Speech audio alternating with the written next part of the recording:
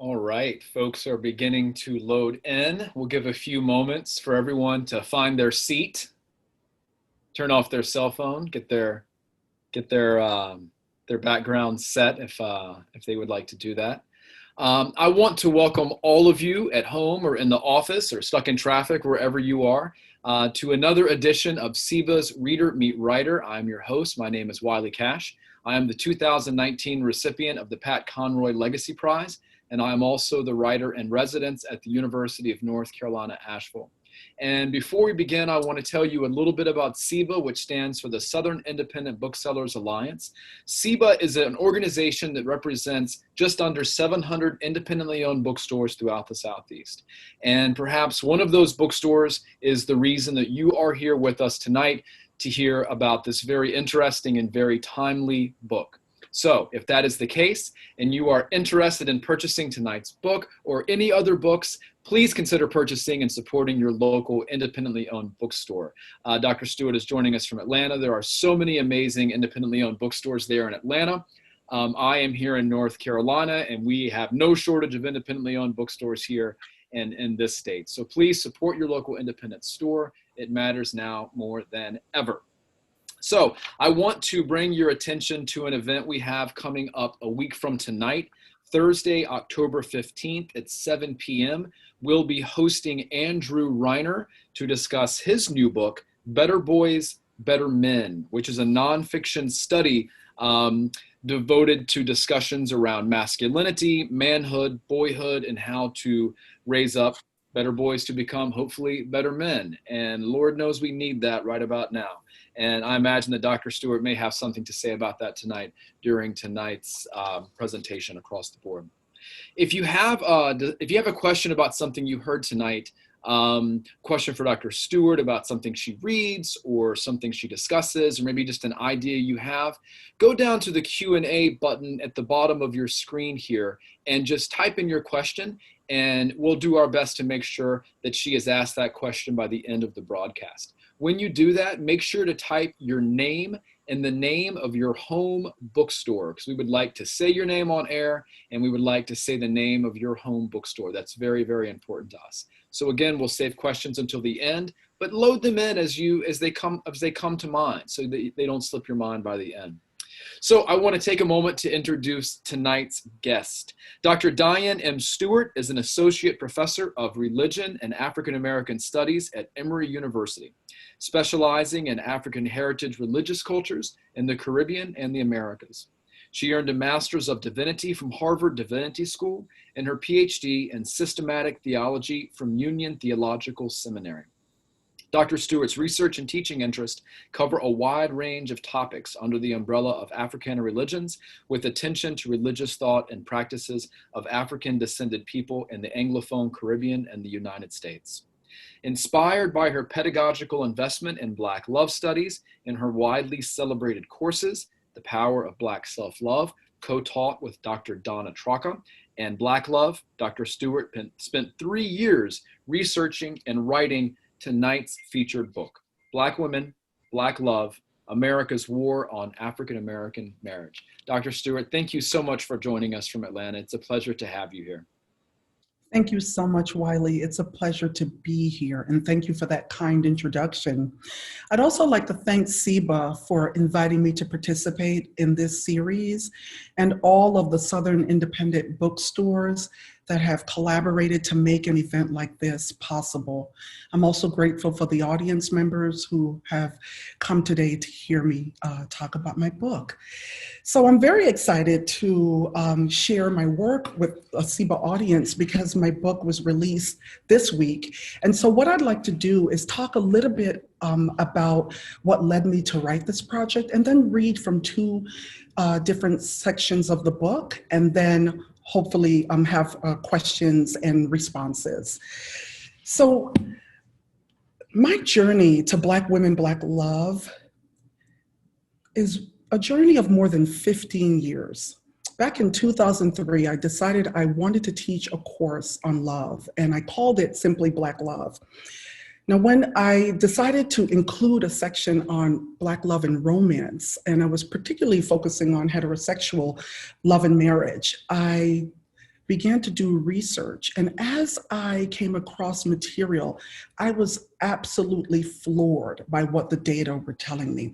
And I want to share with you the first magazine article that I came across, just so you can see what I saw. And I'm going to make this a slideshow. Okay.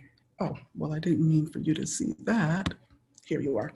So I opened this Ebony magazine article from November 2003, and I saw the title, "The Shocking State of Black Marriage. Experts Say Many Will Never Get Married." And after I read it, I said to myself, I have got to find out more. And when I began to read the work of actual Black love and marriage experts, many social scientists, I began to notice that much of what I was engaging was parallel to a conversation that I had been having with Black women from all walks of life since my early 20s about the burdens associated with an undesired single life as a Black woman. I'm gonna go ahead and end this. And okay. And so I did more research. And as I dug, I noticed that the social scientists who work on this problem tend to focus on the 1960s as a major starting point, because that's when the numbers began to decline in terms of rates of marriage, when we saw significant decline. I also noticed that many of the popular books, the books that were written for a wide audience, tended to focus on the issue of an undesired life for single Black women. They tended to focus on it as a personal problem, a personal obstacle that individual Black women would have to solve on their own. They would have to figure out how they could make themselves more marketable, more competitive in a depleted Black marriage market. I saw something else, and I wanted to take a long view of the problem. I wanted to look at the problem from its roots, which I believe began in slavery. And so in Black Women, Black Love, I actually start in slavery, and I take readers all the way through what I call the era of social media, or our present time, and trace what I'm calling forbidden Black love. Now, I use forbidden Black love to signify the systems and structures that make marriage, let's say healthy marriage, healthy love and marriage, difficult, delayed, or impossible for millions of Black people. What I noticed across different eras of American history was that Black women in particular face tremendous structural barriers to finding and sustaining healthy love and marriage. And that's what Black Women, Black Love is all about. I take you through each period of American history and show how forbidden Black love was working structurally and systemically. And so chapter 1 focuses on slavery. Chapter 2 focuses on the period that I'm calling the Reign of Terror, really 1865 to 1965. Chapter 3 examines Black women's widespread entry into welfare programs in the late 1950s and early 1960s.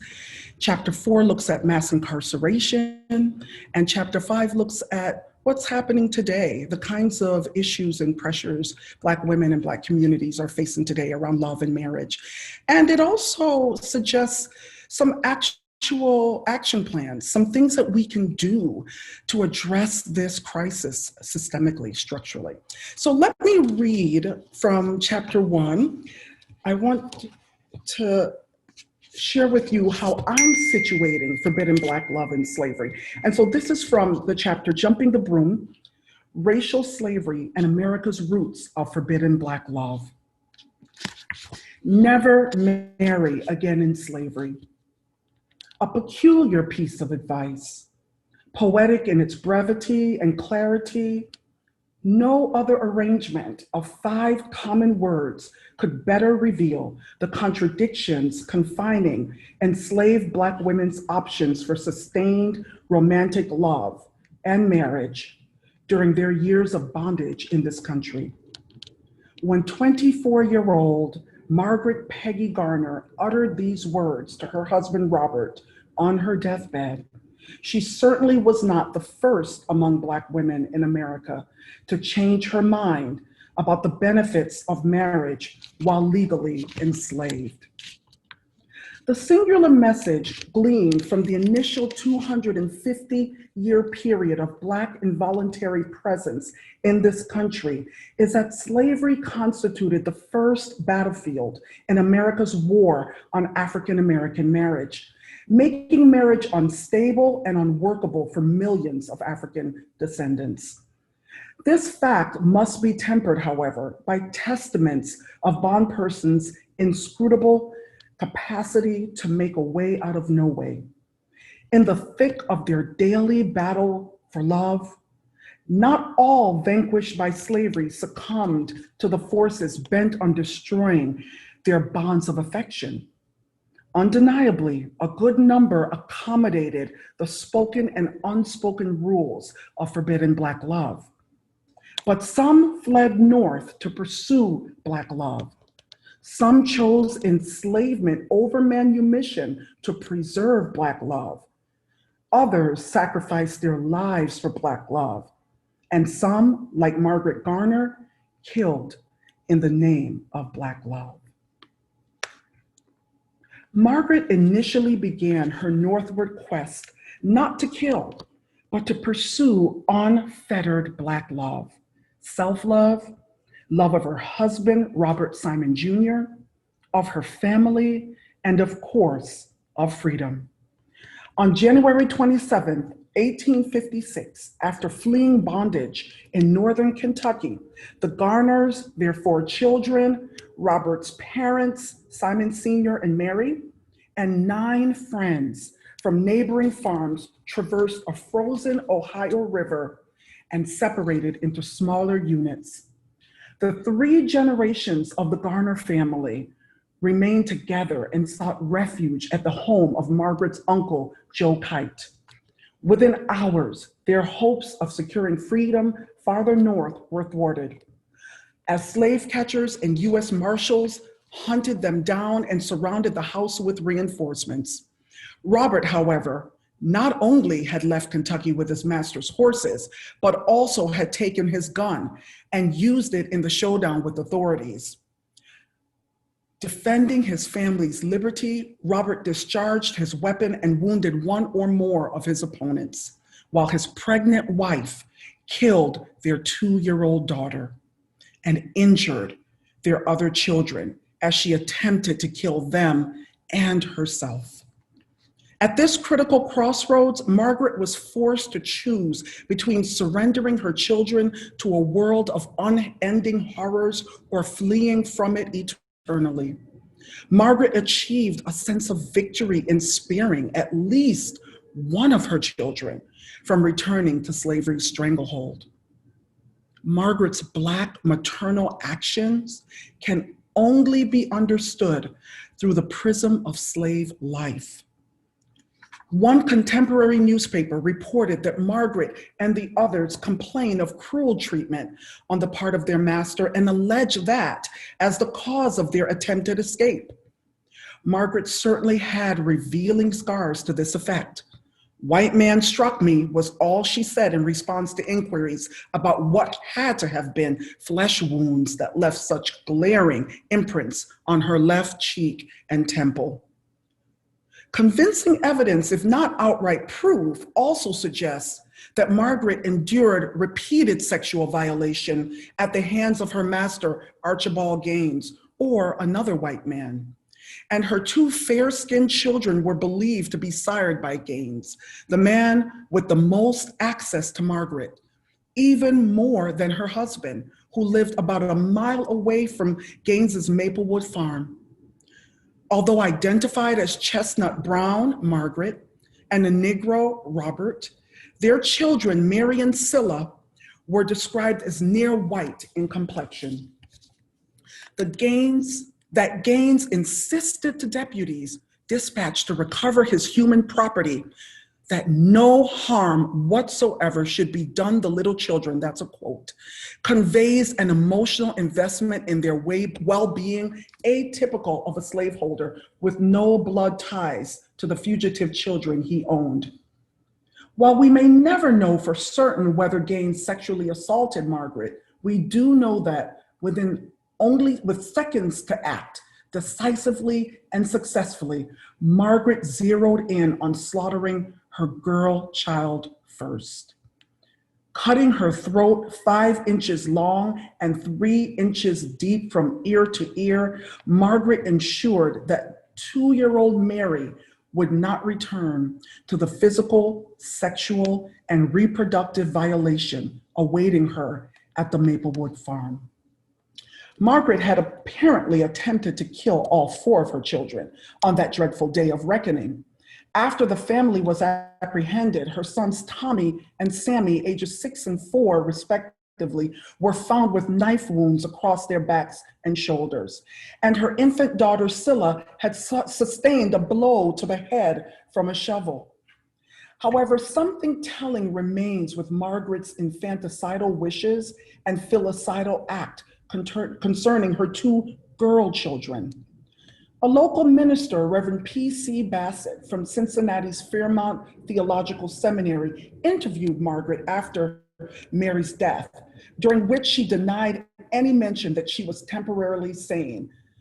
"I was as cool as I now am and would much rather kill them at once and thus end their sufferings than have them taken back to slavery and be murdered by piecemeal." That's a quote. According to Bassett, I quote, "She then told the story of her wrongs. She spoke of her days of unmitigated toil, of her nights of suffering, while the bitter tears coursed their way down her cheeks." Another curious detail about Margaret's daughters might help answer the question of how Margaret suffered under cover of night. Her 2 near-white girls and the baby she was carrying at the time of her recapture were conceived during the exact periods when Gaines's wife, Elizabeth, was pregnant and unable to engage in sexual relations with her husband without endangering her and her unborn baby's health. 2 years after the Garner family's dreadful episode, tuberculosis finally granted Margaret the death wish she had long preferred to enslavement. She was survived by her husband and 2 sons. Married bondspersons like Robert and Margaret experience a peculiar type of spousal abuse at the hands of the slaveocracy, forced to suffer as powerless bystanders at scenes of their wives and husbands being beaten, raped, verbally threatened, and subjected to unforgettable injuries. In an interview, Robert's mother, Mary, who described herself as, quote, "a mother of 8 children, most of whom have been separated from her," confessed that her husband was once separated from her 25 years, during which time she did not see him. And could she have prevented it, she would never have permitted him to return, as she did not wish him to witness her sufferings or to be exposed to the brutal treatment that he would receive. The emasculating shame Simon Sr. and Robert suffered while married to women they could not defend against the humiliating and torturous assaults they witnessed undoubtedly led Robert to the same conclusion his wife expressed: never marry again in slavery. When Robert did remarry, it was not until after emancipation.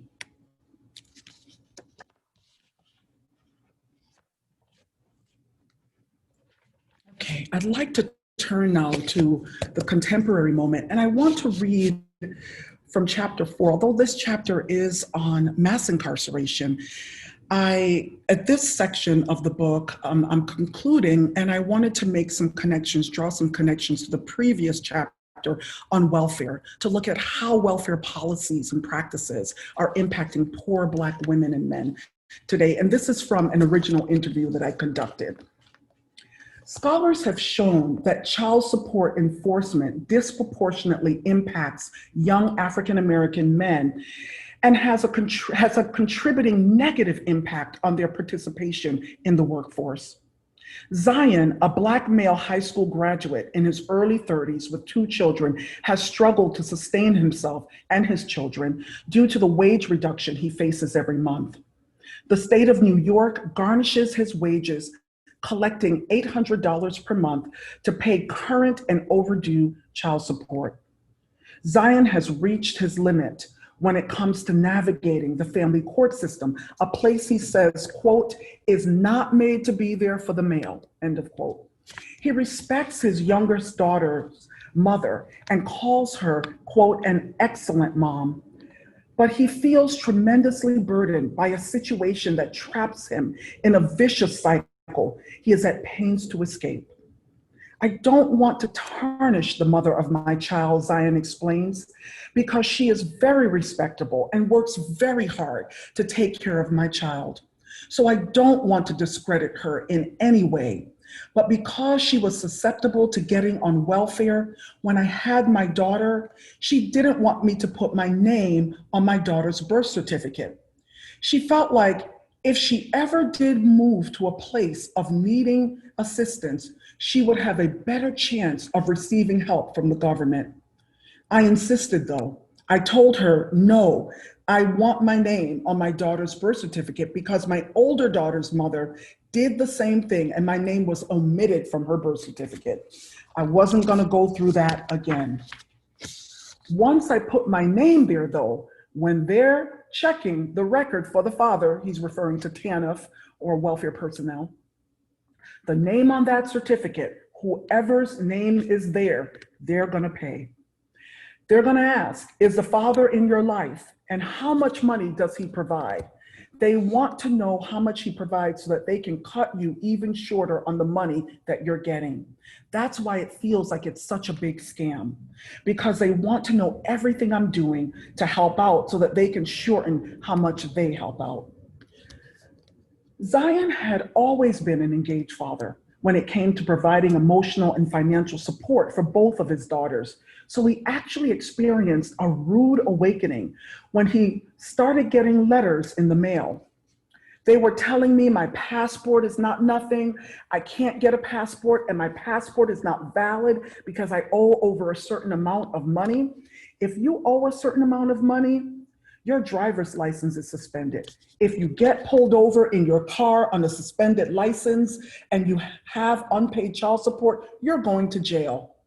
Absolutely demoralizing. You're a hardworking person. And so psychologically, what it does to you is it makes you feel like you have to be more selfish so that you can have enough for yourself. The money is going and being spent everywhere. It's like, where's the money for yourself? Talking to Zion left me with the impression that the welfare state functions like a temporary lender that will stop at nothing to recuperate from partners, husbands, and fathers as much of the money it dispenses to the mothers of their children as possible. One of Zion's acquaintances received a large settlement after being on welfare for several decades, and the state, quote, took like 50 to 60,000 of it. It's definitely not free aid, Zion concludes, because they got the system down to a science, and any reported income, any money coming into you, if you put it in your name, in your account, it raises flags, and they will collect from you what they think you owe them. Today's TANF programs create for many young parents explosive entanglements of finances and the heart, cocktails of love, responsibility, ambition, desperation, and despair that lead them down paths of resentment and hostility. Zion confessed that sometimes, quote, it was to the point where I started to hate the mothers of my children. I'm not in that place anymore because I have to understand that money is not everything. Undoubtedly, money is not everything, but it is critical for personal and family stability. And Zion grapples daily with the instability in his life and the disparity between his aspirations and his inability to actualize them causes. The money the state wrests from him weekly, which he knows is not going entirely or directly to his daughter or her mother, chips away at his sense of manhood. He describes how many men among his circles of friends and neighbors share his situation of struggling to work a steady job and provide for dependents. When you're striving to assert yourself as a male in this world, Zion contends, you need to have certain things and you need to be saving money and you need to do certain things to be an assertive man. Males want to assert themselves. It's very hard when you can't save money. When you only making something like, he pauses in frustration, sometimes my checks be like $330. And if I don't do overtime, my weekly salary drops from 700 and something all the way to $330. Now I'm forced to work extra, which forces me away from my kids, sometimes on Saturdays when I could be spending time with my kids instead of working. Holidays come up and I'm not paid for days off, so the money is extra short. If I do get to work on Saturday to replace the day off, I need to be in the overtime surplus category to really make money. And it's like, the more I make, the more they'll take. So you don't really want to work. Some males, they don't even work because they're just like, nah, they're not going to take all my money. And then to know that the mother not even getting all the money, it's one thing if the mother is getting all the money, but it's another thing if this guy is doing everything and he's still dealing with this. So I spend money, my mother spends money, my aunt spends money, everybody spends money to support my daughters. And it's like I get hit twice, double, and it's not a good feeling at all. 35 years ago, Johnny Tillman concluded that our nation's welfare programs needed a complete overhaul and an entirely new foundation. She observed then that over the decades of her activism, each American president devised and implemented supposedly new welfare programs, promoting them as better than everyone else's. But from Tillman's purview, they were only advancing the same thing. In many respects, our current federal and state welfare policies continue to impact poor Black aid recipients no differently than they did during the height of Johnny Tillman's welfare rights activism. Their power to divide Black couples, to give financial support to the family unit with one hand and still take away financial support with the other hand is eerily familiar.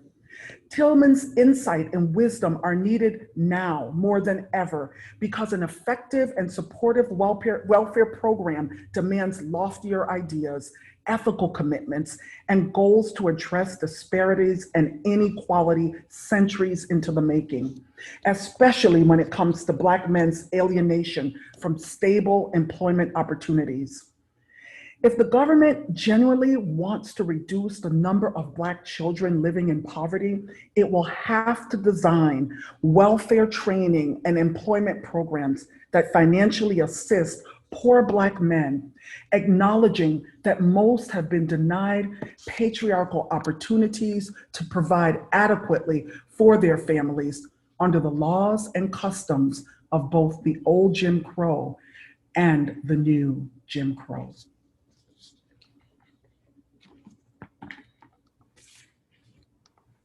Thank you, Diane, for those readings. I'm filling in for Wiley Cash for this part of the show.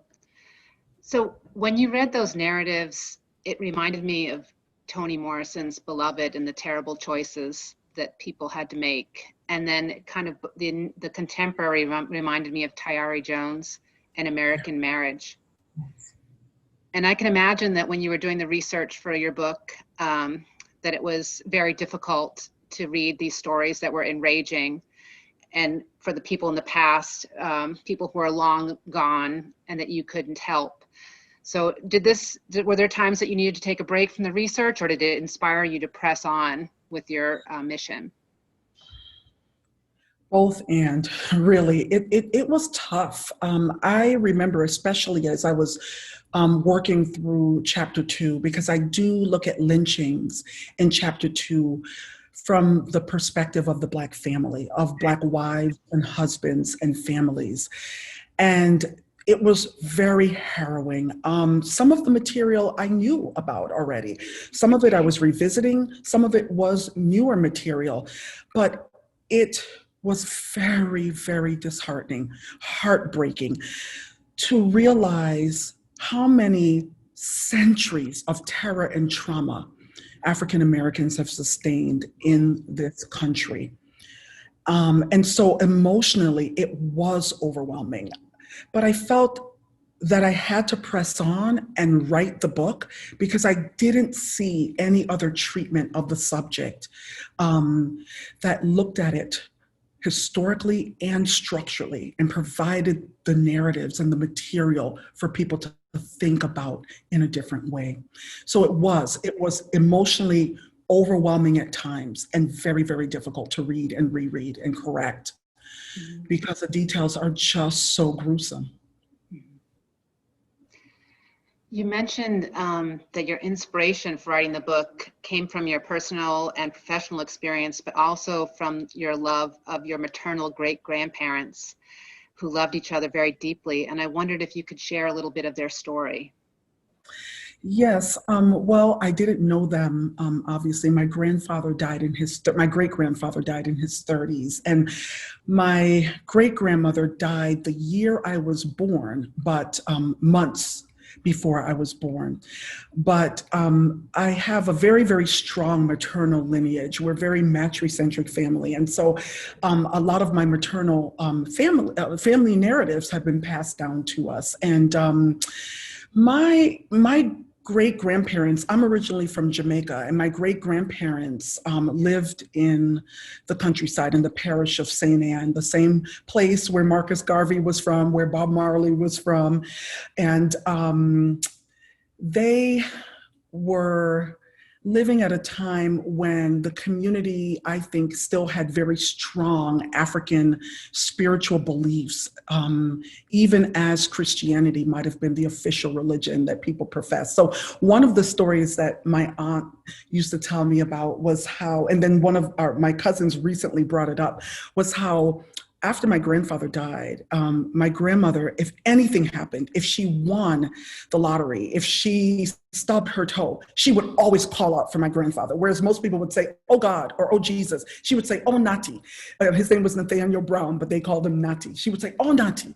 And she would talk with him. My cousin, I lost a family member this summer, and we did a huge family conference call after with from all over the world. Many of us are living in places like England and the Middle East and other places. And so my cousin, who grew up with his grandmother, who was my great-grandmother, told all of us a story about how when her daughter was very ill and near death, she went outside and talked to her deceased husband and basically said, "I need you to come and save your child. Your child is near death, and you know what's going on, and you have the power to save your child. I need your intervention." And she did live. She did live into adulthood, I should say.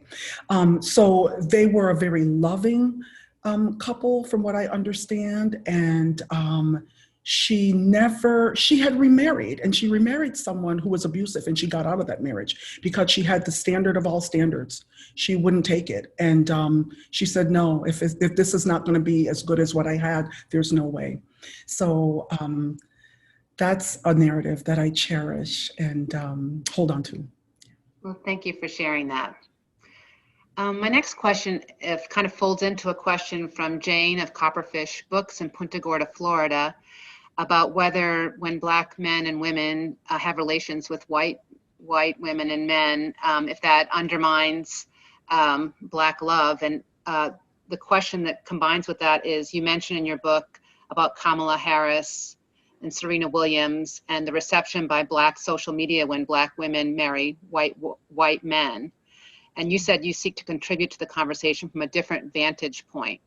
So I'd love to hear about that, and if you're willing to share your thoughts about last night's debate and her performance. Wow. Okay. So I would say it depends. If Black men and Black women are engaging in romantic relationships with white men and women because they idealize the Eurocentric beauty standards of beauty. If that's the reason, I think that does undermine Black love, because it's first of all undermining love of yourself.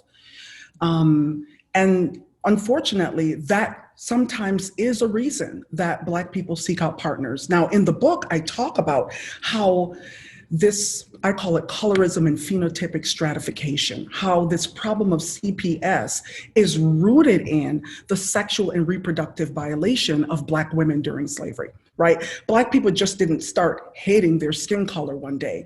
This is rooted in a social, a cultural, and economic system that stratified beauty based on a Eurocentric value system. And that unfortunately still touches us. So if that standard of beauty is impacting why people choose certain partners, and I would say, yes, that is impacting Black love.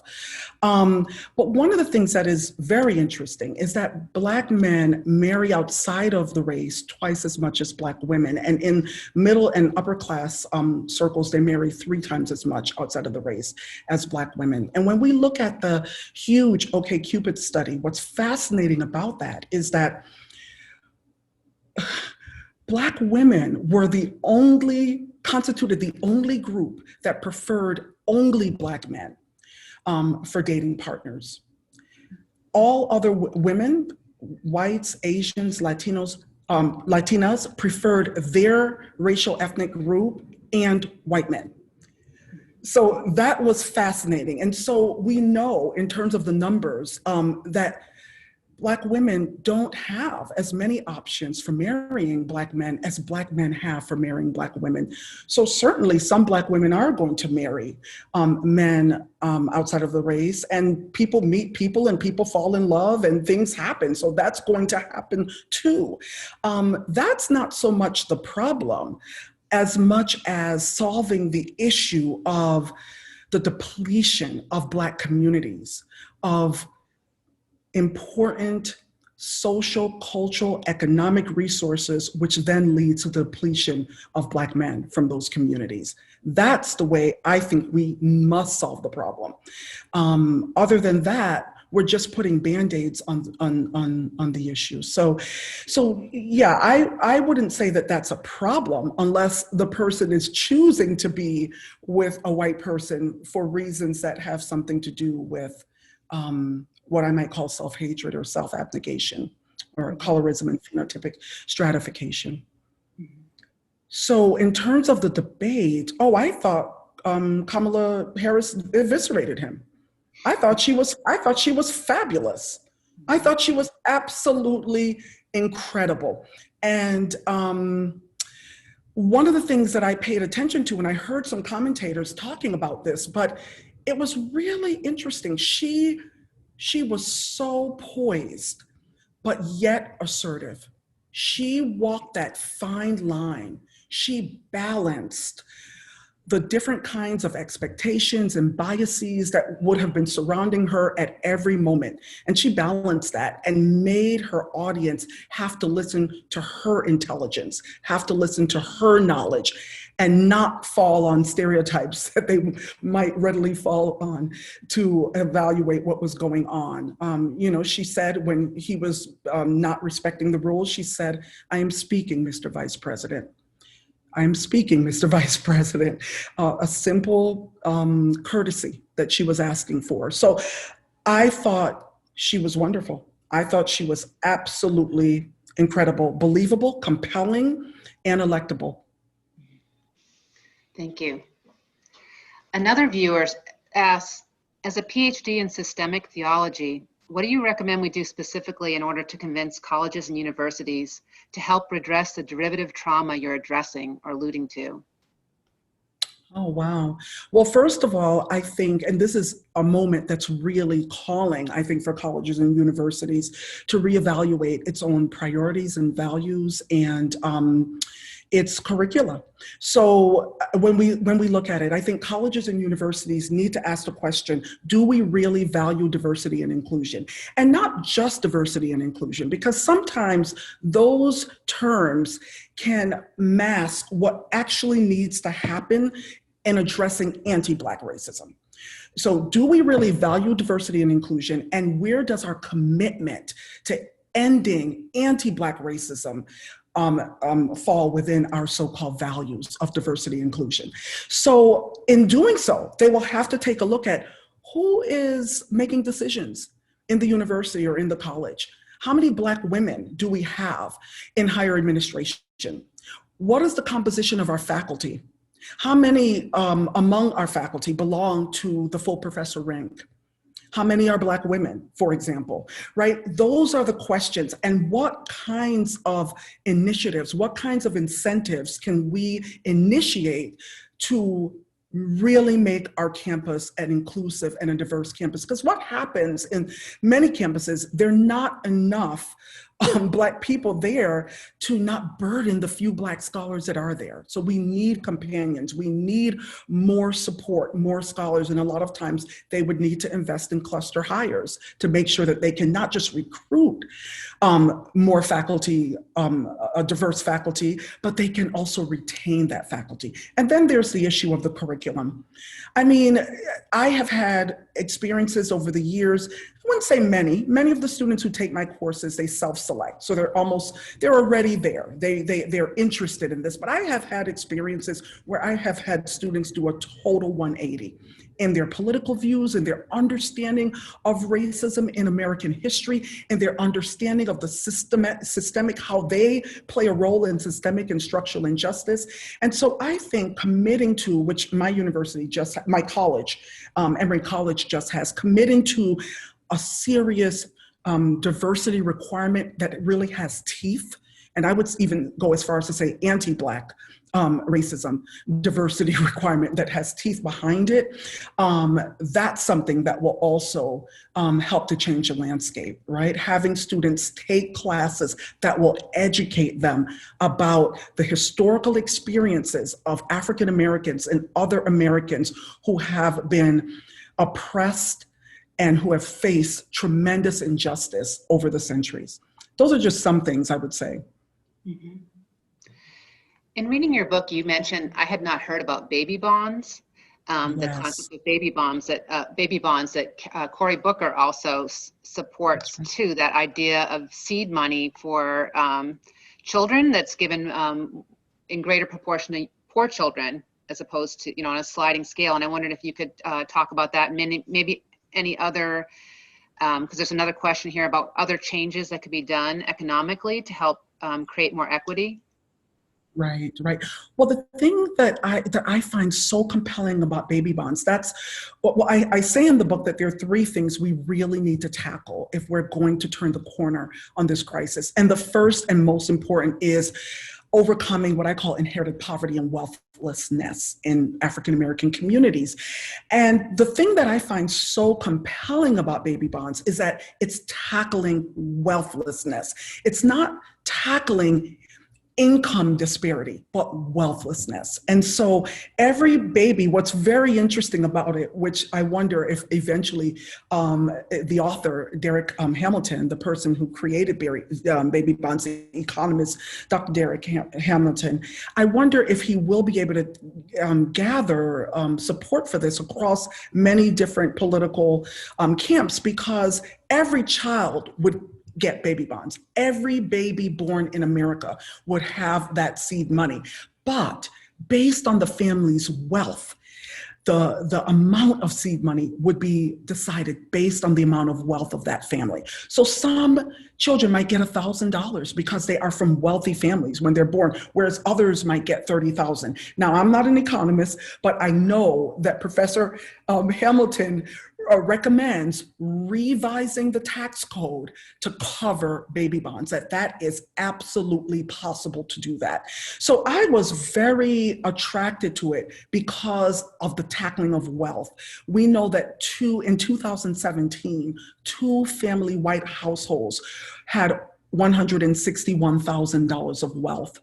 Single family Black households had coupled Black households had $16,000 of wealth, and single family white households had an average of $35,000 of wealth, basically doubling what coupled Black households have. So some call it toxic inequality. I call it wealthlessness. Addressing that problem is a passageway to addressing so many other afflictions in the African American community. So that's one. The other thing that I think needs to happen. I mean, there's a wonderful initiative that I was introduced to, and I'm kind of participating, but I've been so busy that I haven't been as active lately. Closing the women's wealth gap, and this is a national initiative that works across all different sectors. You have policymakers, lobbyists, professors, you name it, researchers, think tank folks, all coming together, activists, to find out how can we close the wealth gap for low wealth women and women of color in particular. And I know that they've been looking at baby bonds as well, with an eye to what will this mean for women. So I think if the government can access accurate and credible research, information about the history of African American oppression, really accurate research. I think that's half of the problem. If you have bad research, you're going to get bad policy and possibly bad implementation of policy. So I think if the government can access initiatives like the Closing the Women's Wealth Gap, or access professors and other think tanks that are doing very credible research on this issue, and then build policy based on that, things will change. One of the problems that I identify from chapter 2 all the way to the end is that the government has always treated, the federal government and even local governments have always treated Black poverty from the perspective that Black males are patriarchs of their families, and they should be able to provide for their families. That is a misguided approach. There is no time in the history of America that African American men have been allowed to be patriarchs. There's no real time they have. And sometimes when they tried to be benevolent patriarchs, they were lynched. So that is part of the problem. This model, this formula for thinking about if an African American man is available or in the picture in some way for a family, only the woman and the child need support, right? And we can take money from his pocket every month to replenish our coffers for what we're giving to his children for public assistance, for example. That patriarchal model of providing for the needs of Black women and children is incredibly problematic. And I think if we don't start from a position of honesty and integrity with regard to the systemic transgenerational oppression and burdens that African Americans have faced for no fault of their own, we won't be able to devise good policy. We don't have time to discuss the complexity of patriarchy that you mentioned in your book, but for those who haven't purchased the book yet, it's fascinating and how problematic that is. We only have time for one last question, and this is again something you allude to in the book about polygamous relations, just based on what happened during slavery. Monique asks, do you speak to Black love showing up in unconventional ways, open relationships, polyamory, same-sex relationships, senior seeking sexual love relationship? If not, any thoughts you want to share? It's a good question. It comes up a little bit. And in fact, I had always said if there's a topic that I would want to write about that spills over from this book, it's about what I'm calling Africana family structures. I really critique heavily the idealization of the patriarchal and especially nuclear patriarchal family structure, because I feel that they actually contribute to an under-resourcing of Black families that are often already struggling, whether they are officially single parent households or even dual parent households or other kinds of households. And so I spoke quite a bit about the extended family model, which was quite important for African communities, right? The African, it is a part of the African heritage of people of African descent in this country. And also some of the conditions of slavery allowed for or even made necessary certain aspects of those extended family networks, matrifocal kinds of families, etc. So I am very, very open to considering ways that families can expand their resources beyond what we have come to idolize as the nuclear family. So that's one. I do mention that, and I haven't really studied this, which is why I only put it in a footnote, but I do mention that in some cases, I have learned that in some places where Black women might have children where they share a father and the father might be in jail, those Black women are pooling their resources at times and babysitting for one another and sharing resources so that their children, they can raise their children in a healthier environment, well, with a larger community and obviously with access to more resources. And I don't particularly explore polyamorous relationships. I do say from the beginning that I'm especially focused on monogamous heterosexual marriage, but I do talk about the fact that polygamous unions did emerge out of the conditions of slavery, especially with separation and sale of family members and people marrying again after someone was sold and then finding their old spouses after slavery. So I do talk about those situations that emerge. And certainly polygamy is a marriage system. I mean, I'm sure it has as many problems as monogamy might have. So I make no judgments about polygamy as a marriage system or polyamory. I make no judgments about that. It's just that I was focused on heterosexual marriage. I think, I don't know if I know exactly where the question is going, but I think one of my concerns, because I think sometimes the issue is raised, well, given that there's a shortage of Black men, maybe we should be in polygamous unions. Maybe we should be in unions that where women are sharing men. The problem that I have with some of the discussion as I've heard it is that sometimes people are not totally candid about what they're doing, what their intentions are, how they understand and view their relationships. And so for me, if adults are going to engage in non-monogamous love relationships, I would just hope and expect that they are as candid about it with all of the other adults involved as possible. But as I said, this book is focused on heterosexual Black love. Well, thank you so much for speaking with us tonight. And this book is just so wonderful, and it's difficult read, but it's a window into learning so much, was for me. And if you purchase this, please purchase it from the independent bookstore that brought you here tonight. Thank you, Diane, and thank you everyone for coming. Thank you.